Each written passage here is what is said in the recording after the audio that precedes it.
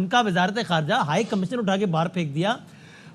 एक तासुर ये आता है हमेशा कि यार हम उस तरीके से एग्रेसिवली रिस्पॉन्ड नहीं करते। कनाडा के रवैये पर भारत ने कड़ा रुख अपनाते हुए बड़ा एक्शन लिया है। इंडिया ने कनाडा को फॉर्मली ये कह दिया है, भारत ने कनाडा की सीमा सेवा एजेंसी के अधिकारी संदीप सिंह सिद्धू को भगोड़े आतंकवादियों की सूची में डालते हुए उसका प्रत्यर्पण मांगा है। इसके पीछे क्या सोच होती है? मुआशी मजबूरियां होती है कि वही कल हमारी बात हो रही है, आप इतने तगड़े नहीं है तो आप बहुत सारी लग्जरी अफोर्ड नहीं कर सकते। कैनेडियन बॉर्डर पुलिसमैन है, वो एक टेररिस्ट केस में इन्वॉल्व है, वो हमें हैंड ओवर किया जाए। कनाडा और भारत के दरमियान जी हालिया कशीदगी ने आलमी सियासी मंजरनामे के ऊपर कुछ एक नया रुख भी लिया है। तो बाद में आपने देखा होगा कि ट्रूडो ने डेपोजिशन में कह दिया ना कि we have intelligence but not evidence.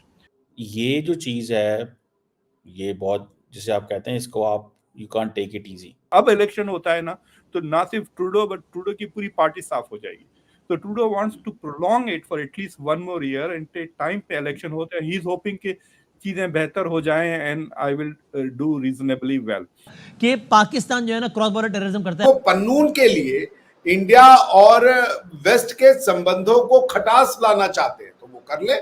आज का वर्ल्ड ऑर्डर तो ऐसा नहीं है जिसमें कि वेस्ट जो चाहेगा वैसा ही होगा। इंडियंस कहते हैं कि this has become a vote bank politics for Justin Trudeau. ये जस्टिन ट्रूडो के लिए एक वोट बैंक पॉलिटिक्स है। ये इस तरीके का डबल स्टैंडर्ड। भाई कौन है पन्नून भाई और कौन है ये जो मारे गए? ये डेजिग्नेटेड टेररिस्ट है in Indian law. Hello friends, जय हिंद।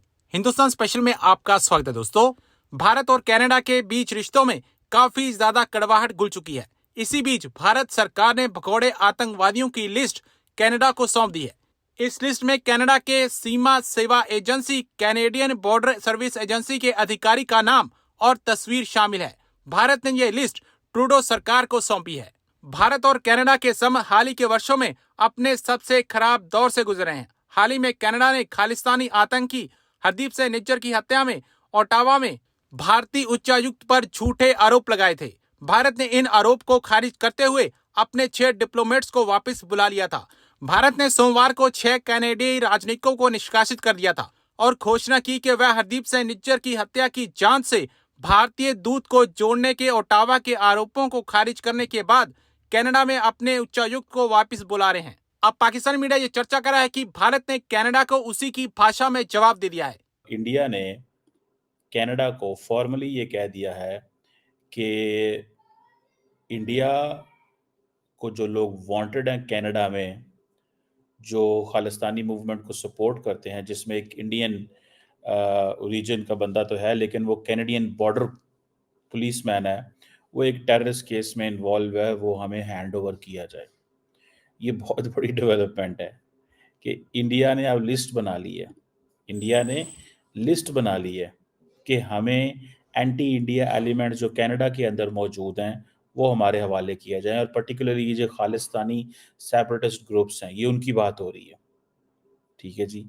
अब ये जो चीज़ है, ये बहुत, जिसे आप कहते हैं, इसको आप you can't take it easy.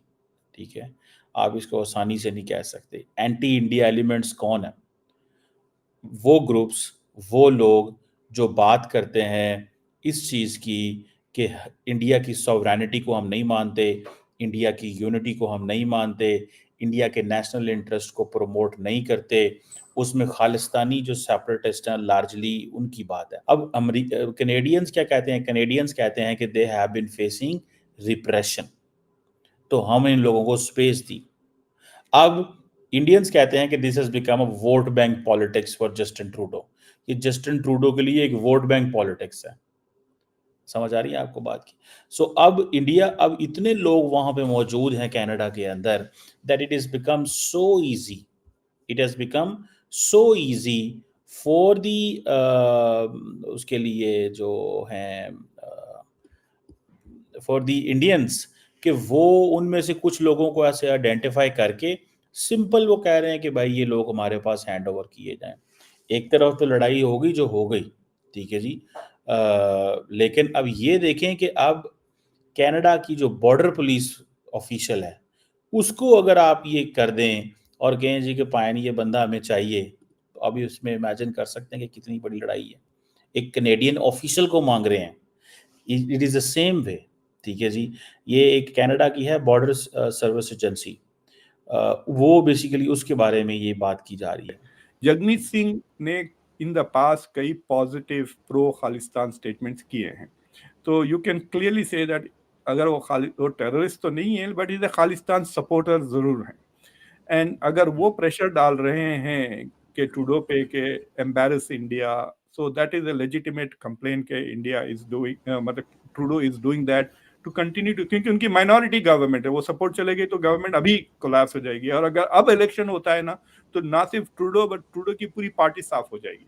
तो Trudeau wants to prolong it for at least one more year and time पे इलेक्शन होता है, ही इज होपिंग कि चीजें बेहतर हो जाएं and I will do reasonably well. But मुझे ये समझ में नहीं आ रहा कि why is India being so aggressive on this issue. It is not a good news with other countries के साथ भी। It would have been better कि अगर ये low profile ही रखते। So I think उस पे India has really, मतलब पारा एकदम ऐसा इंडिया का जो फटा है कि how dare they want us, basically ये समझे कि अरेस्ट करना चाह रहे हैं हमारे हाई कमिश्नर को। I mean that is why I think India has got really very upset on this issue। और जो समझदार लोगों के मैं देख रहा था, थोड़े very senior level of India के डिप्लोमेट्स, उनके बयानात, दे आर सेइंग कि this could have been handled the way the US was handled behind the scenes. तो उसमें ये समझ में नहीं आ रहा है कि what the US is trying to do, क्योंकि I can tell you this much, एक phone call from the White House Trudeau खामोश हो जाएगा। तो यानी he is being allowed to jump and do whatever he is doing. मतलब दोनों, मतलब बर्तानिया के भी prime minister is letting him do his तमाशा and so is the White house.